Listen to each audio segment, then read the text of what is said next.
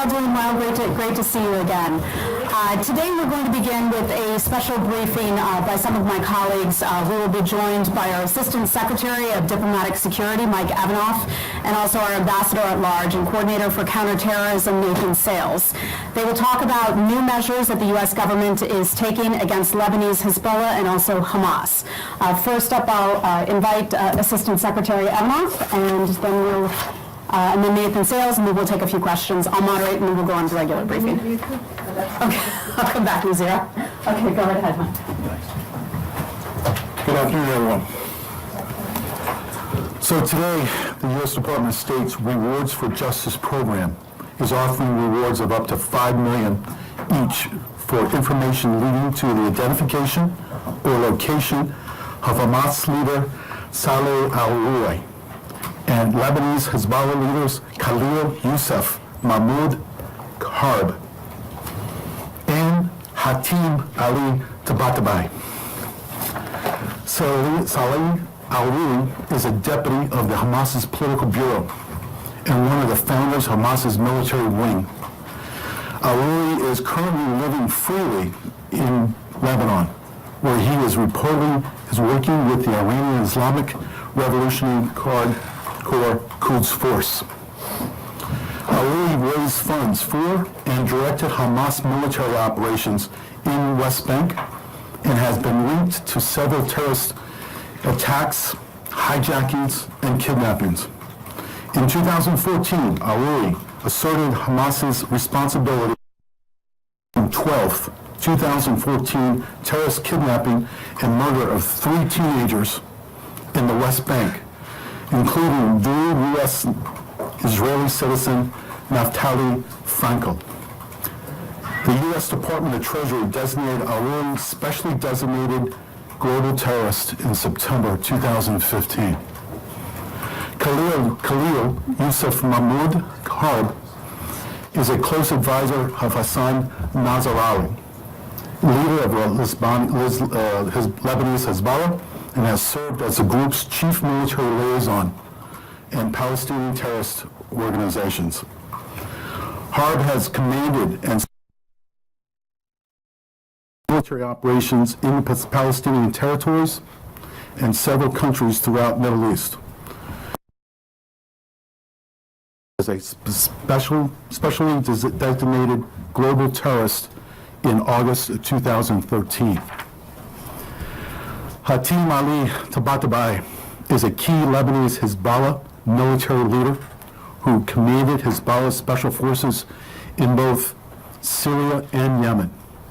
The Department of State designated Tabatabai as a specially designated global terrorist in October 2016.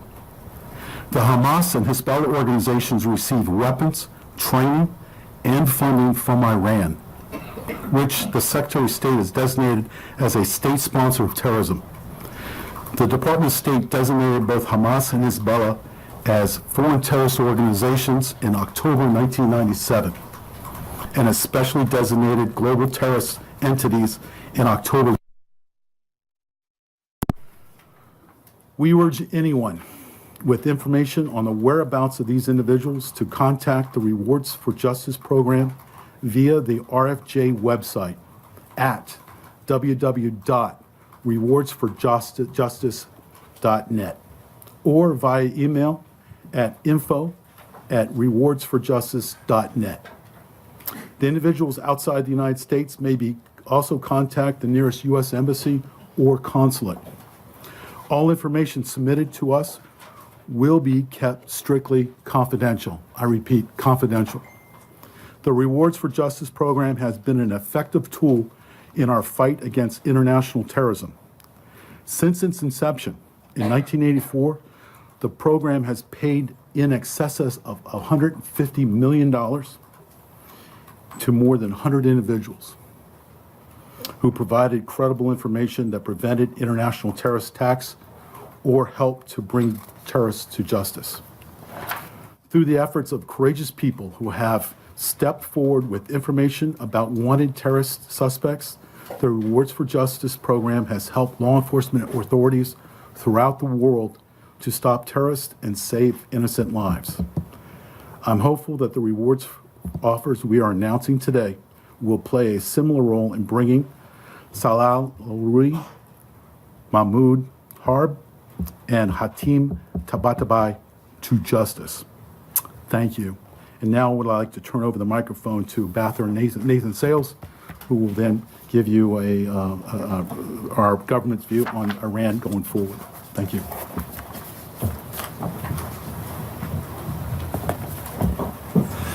Thanks, Mike. I'd like to say a few words to put into a broader strategic context the RFJ reward offers that Assistant Secretary Evanoff has just announced. Before I do so, however, I'd like to pause for a moment to acknowledge that today is a very sad anniversary. This is the 3-year anniversary of the ISIS attacks on Paris in November of 2015. Iran is the world's leading state sponsor of terrorism. It has held that dubious distinction for many years now, and it shows no signs of relinquishing the title. Let me give you some numbers. Iran spends $700 million a year on Lebanese Hezbollah. It gives another $100 million to various Palestinian terrorist groups, including Hamas. Combined with the money that Tehran provides to other terrorists, the total bill comes close to $1 billion a year. Sadly, it is the Iranian people who are forced to pay this price.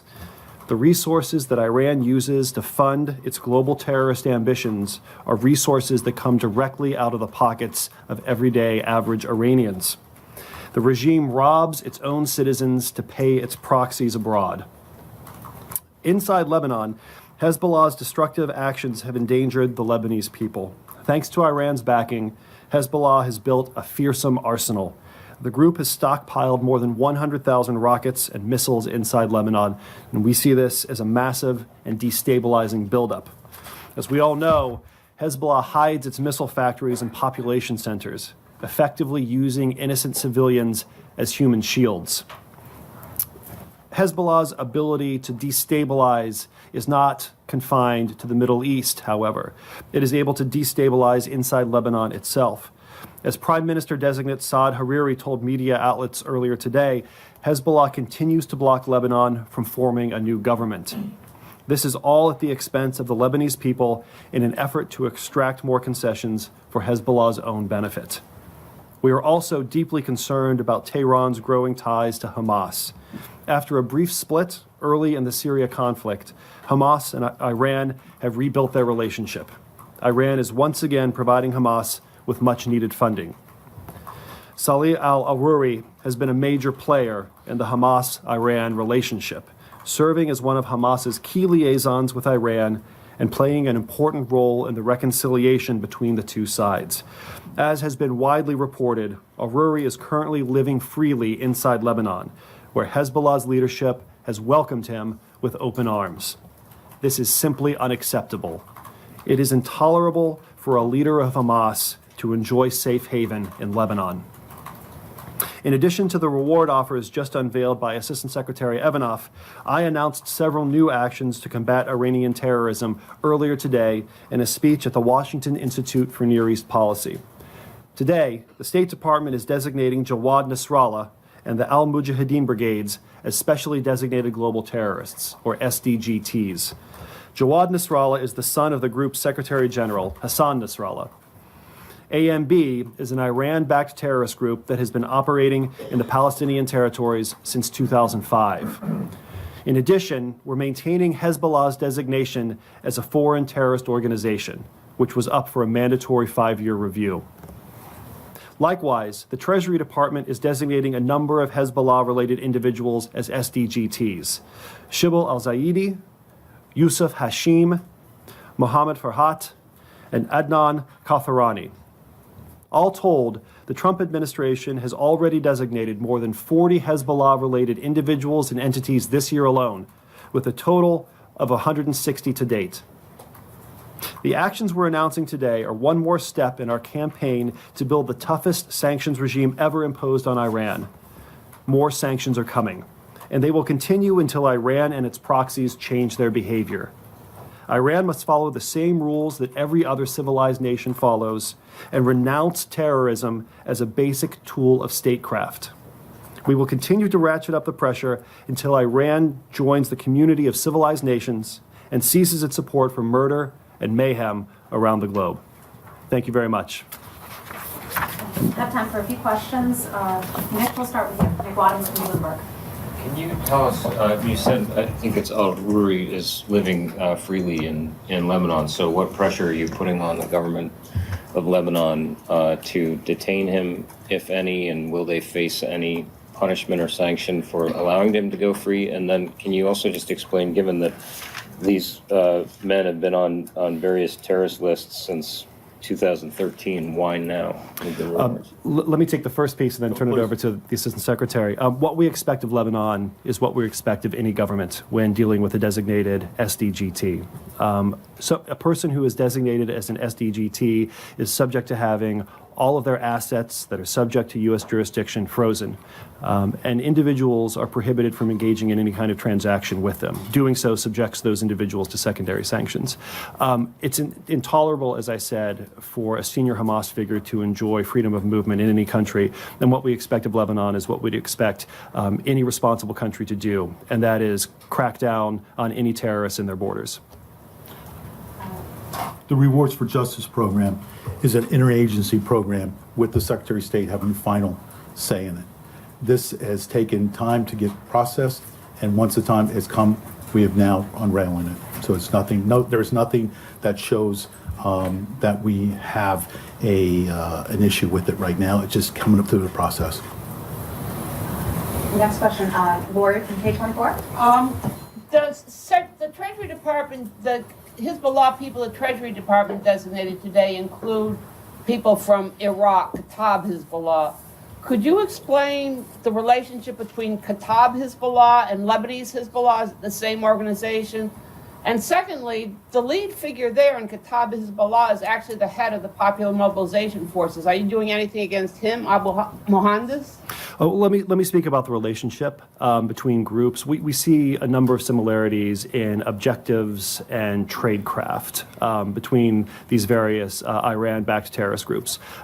They seek to destabilize the regions where they're active. They have access to weapons and training provided by Iran. They receive funding from Iran. And that's the reason why we are grouping them together in today's announcements. Today's announcements are about increasing our pressure campaign on Iran proper, but also on the various different proxies that Iran uses throughout the region and around the world. Nina from I-24, did you have a question? No, Saeed, go ahead. Thank you. Is it just Saleh al-Aruri or other Hamas leaders? Because the other Hamas leaders are constantly going and coming back to Cairo, one of your allies, where you can freely take them if you want it.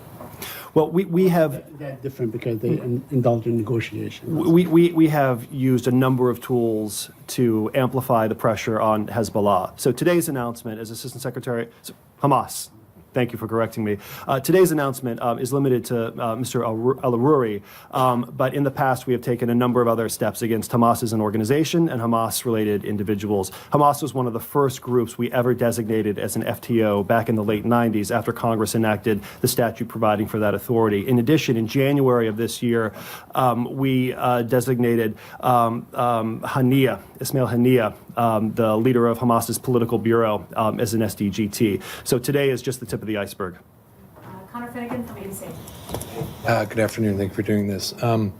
Two quick questions for you. The first one, there had been some reporting that the administration is considering designating the Houthi rebels in Yemen. Can you speak to whether or not that is actively under consideration? And then secondly, the administration's been in office for nearly 2 years now with this unprecedented sanctions regime on Iran and their proxies. Have you seen any change in their behavior to date because of the sanctions? On the Houthis, I'm not going to comment on speculation in the press. What I can tell you is that we've been very clear. It's intolerable that the Houthis are launching Iran-origin munitions into Saudi Arabia. We expect that any country will abide by the standard rules that apply to the international system. One of the most basic of which is do not lob missiles at your neighbors. And your second question about the effects of our sanctions, the president has been clear. We want to squeeze the Iranian regime as tightly as possible. And the reason to do that is to deprive them of the resources they need to commit terrorism and acts of violence around the world. Sadly, this is a core component of Iranian policy, so we're going to have to keep squeezing them. $700 million a year for Hezbollah can buy a lot of bullets and a lot of bombs, so we're going to continue to ramp up the pressure. Thank you. Oh, I'm sorry, Michelle from Nauert. Final question. Thank you so much. To what extent the Lebanese government is coordinating with the U.S. to arrest these people? Well, I can't comment on any diplomatic conversations that may or may not be taking place, but what I can tell you is that whether it's Lebanon or any other government around the world, if terrorists are present on your territory, we all have an obligation to prevent them from spreading bloodshed around the world. Did you mean that there is a coordination or no coordination? We believe terrorists, these three will move around in the area. So it doesn't have to be in Lebanon. It could be any country in the area. It's RFJ is a tip line. It's an informational thing. So if they do move and the government that they're in spot them, they tell us, then it's up to the interagency to decide how they pick them up and the country. Thank you, everyone. Thank you. Thanks, everyone.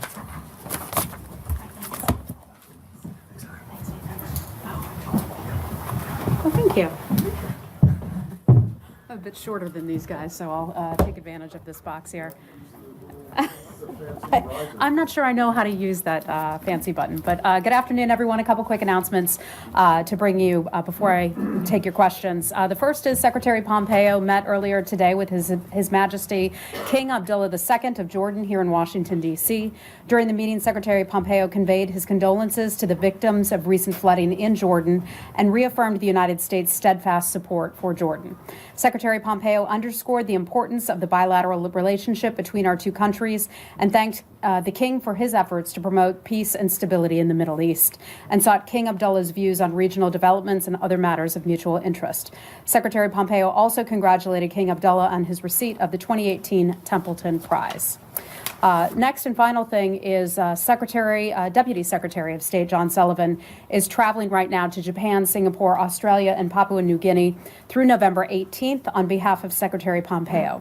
The Deputy Secretary will accompany Vice President Pence as he represents President Trump at the U.S.-ASEAN Summit and the East Asia Summit in Singapore, as well as the APEC Economic Leaders meeting in Port Moresby. The U.S. participation in these events demonstrate our continued commitment to advancing a free and open Indo-Pacific. President Trump outlined our vision for the Indo-Pacific, a constellation of nations that are sovereign, strong, and satellites to none, in his speech last November at the APEC CEO Summit in Vietnam. 1 year later, we've effectively advanced our vision by building on our principles that are widely shared throughout the region. Ensure the freedom of the seas and the skies, raising our concerns about sovereignty with other nations who may be open or to external coercion, and promoting market-based economics, open investment environments, and fair and reciprocal trade, and supporting good governance, transparency, and respect for individual rights. In bilateral meetings and in multinational events throughout this trip, the Deputy Secretary, the Vice President, and other U.S. officials will continue to work with our allies and partners to ensure an open, rules-based system which has benefited the entire region and will remain essential for future prosperity of all countries in the region. And with that, I'd be happy to take your questions. Hi. Thank you. Hi, Matt. Welcome back to the podium. Thank you. And I should thank, after having done this job for a year and a half, solo, briefing all of you, which has been quite a job. It's been wonderful to have a deputy in place, as you can imagine. And Robert gave his first on-camera briefing last week. So he's done terrific work in getting prepped up for those briefings. And Robert, it's been a pleasure sitting in the back of the room and watching you take on this effort as we continue to staff up here at the State Department. So thank you. Right. That wasn't a farewell address, was it? Absolutely not. Thanking Robert for all his hard work. All right. I wanted to start with something that's what I assume is will be related to the Secretary's meeting with King Abdullah, and that is the issues of regional issues of mutual concern that you mentioned. Is one of those issues the flare-up of or intense flare-up of violence in Gaza over the course of the last 48 hours. Yeah, in my experience, when the secretary has sat down with the king, that has been a big topic of conversation, Israeli-Palestinian peace effort and the situation going on there. I wasn't at the meeting. That took place just a short while ago today, but I would imagine that was a part of the conversation too, but I have not confirmed that yet with the secretary. Okay, well, as you probably aware, it looks like there is a chance that a ceasefire could be arranged, or maybe even has been arranged and is in its early stages. I'm just wondering, in the reporting on this, Egypt has been involved, some European countries have been involved in this, but there's been no mention of the United States, of this administration at all. Are you at all engaged in trying to bring an end to this current round of fighting, or are you guys just sitting this one out? No, we are hardly sitting this one out.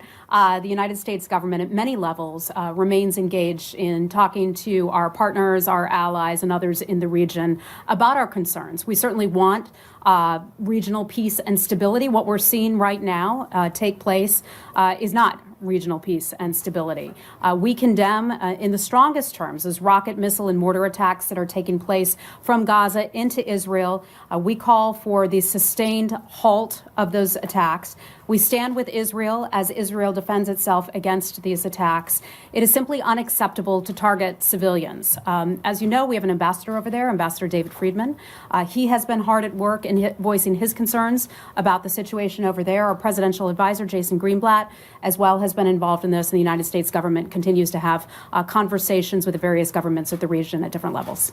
But can you be a little bit more specific? I mean, has anyone from this building actually picked up a phone or gone to see anyone to help try We have and been organize a ceasefire? engaged at the highest levels in this, but we're not going to get into our diplomatic conversations. The reason I ask is it just seems that previous administrations were in similar situations extremely active at very high and very public levels, with secretaries of state flying out to the region, trying to, and really exerting some pressure. And this administration seems to be content to do whatever it is it's doing, to do it completely behind the scenes. Is that an accurate characterization? I would not confuse hopping on a plane and flying all over the world with positive activity necessarily. Just because you're hopping on a plane does not always bring about positive results.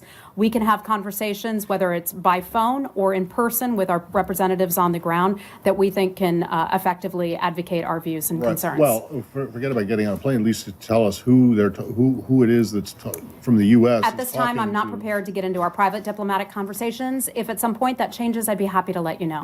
Saeed, go right ahead, certainly. On this, there was quiet and there was agreement. In fact, the Israelis allowed money to go into Gaza and so on, but then they sent in special forces into Gaza and killed 7 Palestinians. I mean, that's how this latest round. Understood. Yeah. Do you condemn the Israeli action? I can't comment on Israel's decision to make go with its operation that took place over the weekend. That would not be the United States government's.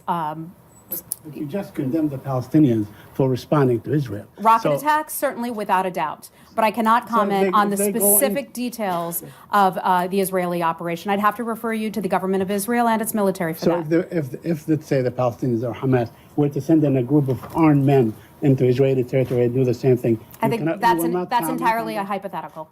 Okay. All right. Next question. Hi. Yes, hi. The president this morning criticized again the statement from President Macron on a European army.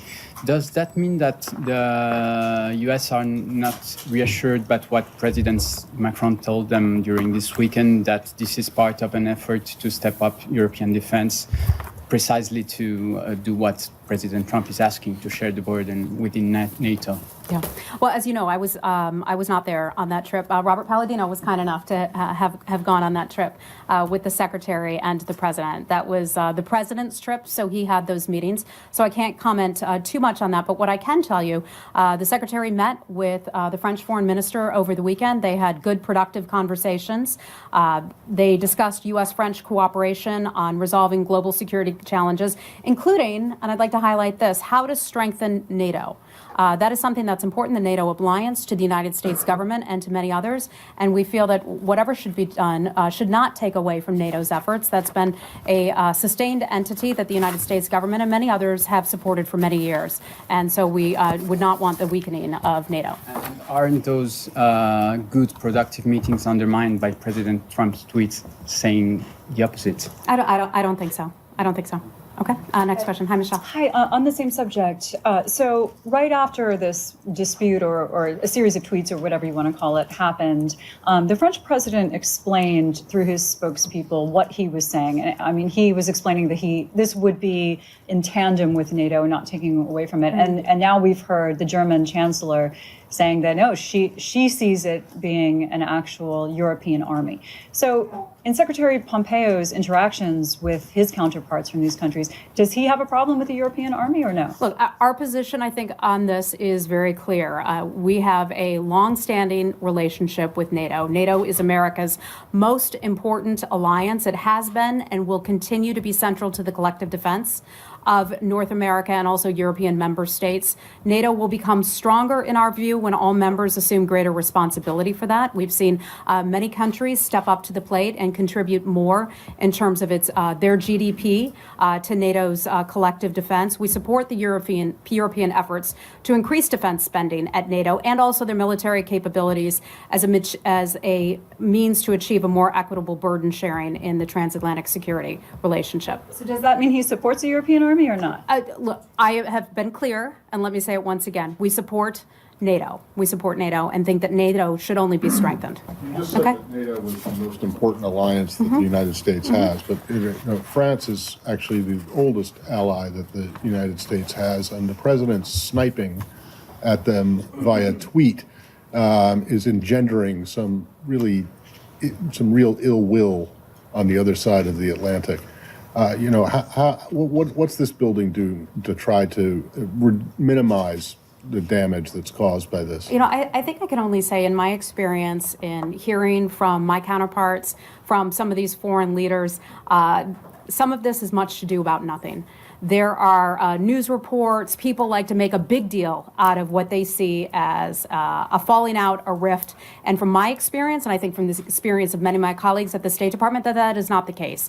We have a close alliance with France. It's one of our oldest and most critical allies, and nothing with regard to that relationship has changed. Okay, so in other words, much ado about, when you say much ado about nothing, we should just ignore the president's tweets? No, what I would say is, though, many and I'm not, criticizing my colleagues here in this briefing room, but often people publicly make a lot more out of a situation than really is the case. Twitter account and insulted the president of France.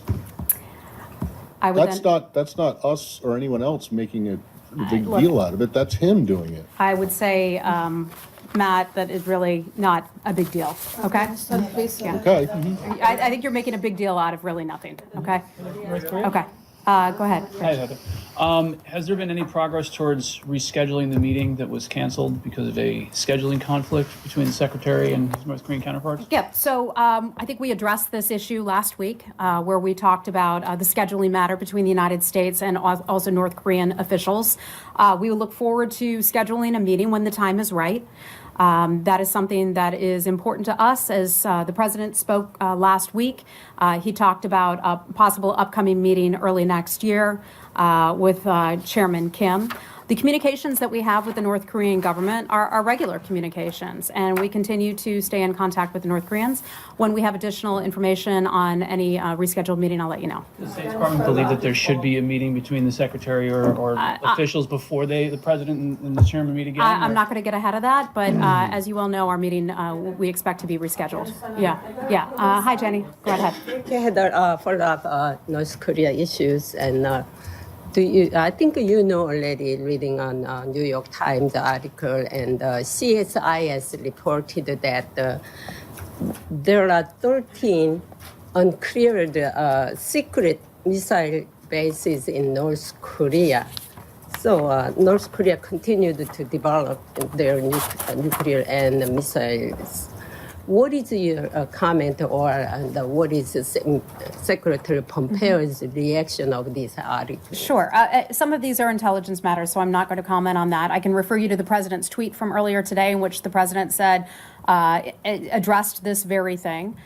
So I'm not going to go beyond what the president said. However, I will highlight in the UN Security Council resolutions, those resolutions included ballistic missiles, recognizing, as do so many other governments, that ballistic missiles continue to be a threat from North Korea. Now, we have come an awfully long way since last summer when ballistic missiles were being launched. Recall when there was a ballistic missile launched over Japan, how frightening that was for those in that country. Nuclear weapons were being tested. We had 3 Americans who had been detained by the North Korean government. We have still come a long way from where we were in our relationship and our posture with North Korea in the past year. We see that as progress. A lot of people like to poo-poo that idea. There is still a long way to go, and we go into this with our eyes wide open, recognizing and acknowledging that there is work that's left to be done. Do you still expect CVID or FFVD from North Korea? Our policies have not changed. Okay. Hey, Ben. Hi. Just an update on inspectors going to Punggye-ri and other sites. It's been a month since the secretary said he'd like to get inspectors in as soon as logistically possible. So are we any closer to sending inspectors in, or are there any kind of logistic hurdles that you're having trouble with? Let me look into that and see if I have anything for you on that one. Okay. Okay. Just on North Korea. So the story just said basically that you have come a long way with North Korea. Yeah. And that is that North Korea is far more dangerous now than it was at the beginning of this administration. It has more bombs, it has more missiles, and probably it now has the technical capability to hit the United States. Gardner, as you can appreciate, I'm not going to comment on the details of a specific story like that. Some of these would be intelligence matters. I can tell you that we have made significant progress. We have met more times, had more negotiations with the North Korean government in the past 6 or 7 months than the United States government has within the past 10 years. We see that as progress. Okay, I think some of our officials, from the president to the Secretary of State to Ambassador Haley, have addressed concerns about the threat of North Korea, but we are working hard. We are giving diplomacy a chance, and that's something that we've said from the very beginning of this administration. We're giving diplomacy a chance. Okay, hi, Nazira, how are you? How are you? Welcome back. Thank you. Yeah, 2 questions. One question, any comment about Moscow conference? And the second question, any update for Ambassador Zal Khalilzad? Because this is the second round that you started to travel to Pakistan, Emirates, Qatar. There are so many different opinion and idea. What's going on? Yeah. Do you have any update? I think it shows the fact that Ambassador Khalilzad is in the region shows our commitment to a lasting peace agreement, hoping that we can facilitate the Afghans and the Taliban coming to some sort of lasting peace agreement. Our officials have long said, including the DOD, that we don't see a military solution to this outcome, to this in Afghanistan. Ambassador Khalilzad has been hard at work. I think he spent more time on an airplane or traveling overseas than he has back in Washington in the past month and a half or so since he's taken on these duties. In terms of the first part of your question with regard to the Moscow meetings, we see the Russian government doing this, where they will hold meetings related to hot topics around the world. That is certainly their right to do so. The United States government sent a representative simply at the working level, not to participate, but just to observe in those discussions. And I don't have anything more for you on that today. Okay. That the administration is trying to push for the Afghanistan election to be delayed. Do you have anything to say about that? Yeah, I mean, I've seen that report. One of the things that is important to us is we're committed to the overall electoral process. If there were to be any changes made to the scheduling, that would entirely be a decision on the part of Afghanistan, one in which we would not interfere. But you're not suggesting or advising one way or another. As you can see, I'm not there with Ambassador Khalilzad, but I can tell you that our support for an Afghan-led, Afghan-owned peace process is our policy in terms of elections. And if they were to make any changes, that would entirely be up to the government of Afghanistan and not the United States government. Lori, go right ahead. Thank you, ma'am. Hi, Lori. Hi, how are you? Welcome back. Thank you. Both the Iraqi prime minister and president have said that they are too dependent on Iran, specifically for its gas and oil for its electricity, to abide by U.S. sanctions. You've given them a 45-day waiver. Are you considering their appeal, or you consider the matter settled? Well, I mean, we watched, right, over the summer how Iraq suffered from a lack of electricity, especially in the south, and that was a real problem. That is part of the reason that the United States government granted a 45-day waiver to allow Iraq to continue to pay for electricity that its people desperately need. We also saw some of the rioting and protests that took place in the southern part of the country. So we recognize that and understand that. We're confident that this waiver will help Iraq limit its electricity shortages into the south. I'm not going to get ahead of any of the decisions or actions that we might take in the near future, but 45 days we think is important. We'll continue to discuss this with Iraq. And are they reducing their import of Iranian energy? I mean, that's one of your conditions for these waivers. Yeah, I don't have any information for you on that at this time, but I can take a look and get back to you. Okay? Hey, Abby. Hey, I actually wanted to ask about the announcement you made today regarding the Humanitarian Assistance Steering Council. Can you explain a little further on what the intention of this is, that what it will accomplish that it hadn't accomplished before? Sure. And what role it will play in the foreign assistance review? Yeah, I think what this is, and we just put out this statement today, and I can get you more information after discussing this with my colleagues over at USAID.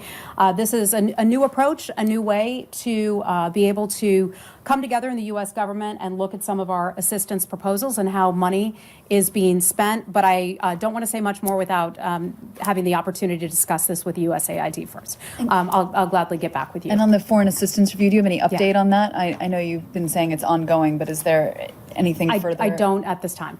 Okay, go ahead. Yes. A few quick questions. Have the Saudis been forthcoming in their dealings with the U.S. in this investigation? Well, I can tell you the Secretary spoke with MBS over the weekend and had a conversation with him in which we reiterated the importance of holding all of those involved in the killing of Jamal Khashoggi accountable.